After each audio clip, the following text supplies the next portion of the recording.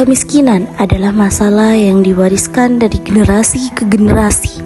Di Kabupaten Probolinggo, banyak keluarga yang terjebak dalam siklus kemiskinan ini, menghadapi tantangan serius seperti kekurangan gizi dan akses pendidikan yang terbatas. Pada tahun 2023, angka kemiskinan di Kabupaten Probolinggo tercatat sebesar 17,19% dan angka stunting mencapai 35,4%. Masalah ini berdampak pada masa depan anak-anak yang lahir dari keluarga miskin. Kemiskinan intergenerasi dimulai dengan kekurangan akses gizi dan pendidikan. Ibu hamil yang kekurangan nutrisi melahirkan anak-anak yang rentan stunting, menghambat perkembangan kognitif dan fisik mereka. Anak-anak ini tumbuh dengan peluang yang lebih sedikit untuk berhasil di sekolah dan akhirnya terjebak dalam siklus kemiskinan yang sama. Namun ada harapan. Melalui intervensi gizi dan pendidikan, Kabupaten Probolinggo berusaha memutus siklus ini. Program gizi difokuskan pada penyediaan makanan bergizi untuk ibu hamil dan anak-anak. Sementara program pendidikan memberikan beasiswa dan pelatihan keterampilan untuk anak-anak dari keluarga miskin. Program ini telah menunjukkan hasil yang positif dengan penurunan angka stunting dan peningkatan prestasi akademik di kalangan anak-anak. Meski begitu, program ini tidak tanpa tantangan. Masalah logistik dan keterbatasan infrastruktur di daerah terpencil masih menghambat pelaksanaan yang optimal.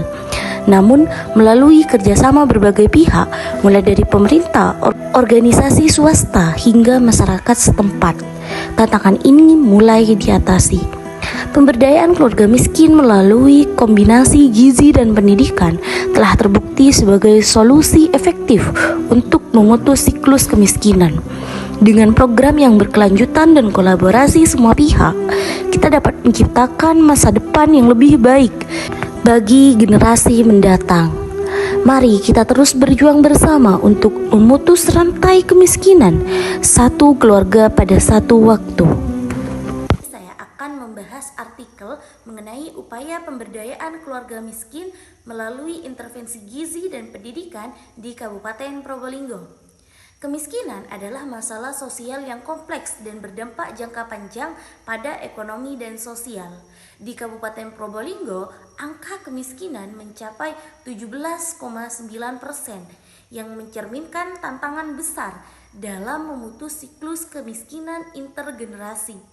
Salah satu penyebab utamanya adalah kurangnya akses terhadap gizi yang layak dan pendidikan yang berkualitas. Artikel ini bertujuan untuk mengeksplorasi berbagai inisiatif yang dapat membantu keluarga miskin melalui intervensi gizi dan pendidikan serta menganalisis dampaknya terhadap kualitas hidup mereka. Penelitian ini menggunakan pendekatan campuran, yakni menggabungkan data kualitatif dan kuantitatif. Data sekunder dikumpulkan dari instansi terkait, yakni Bapeda Kabupaten Probolinggo, dan wawancara yang dilakukan dengan keluarga miskin serta petugas program. Hasil menunjukkan bahwa kombinasi intervensi gizi dan pendidikan dapat meningkatkan status gizi anak-anak, prestasi akademik, serta kesejahteraan ekonomi keluarga. Misalnya, yang pertama, peningkatan asupan gizi dapat mengurangi angka stunting. Yang kedua, program pendidikan seperti beasiswa dan pelatihan keterampilan meningkatkan keterampilan hidup anak-anak. Dampak intervensi gizi menunjukkan peningkatan signifikan dalam status gizi ibu hamil dan anak-anak, serta penurunan prevalensi stunting dan wasting.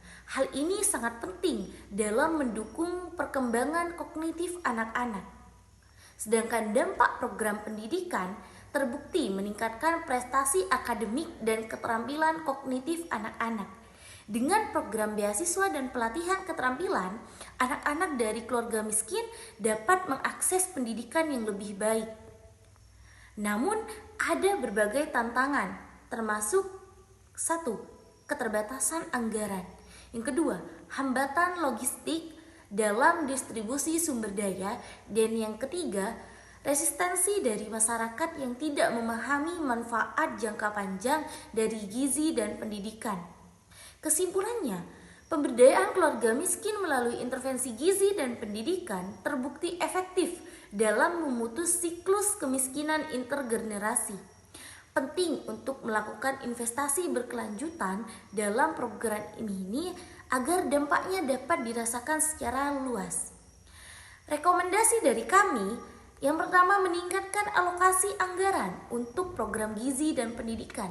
Yang kedua, mengintegrasikan sektor publik dan swasta dalam pelaksanaan program. Dan yang ketiga, menerapkan pendekatan berbasis bukti untuk memastikan keberhasilan intervensi.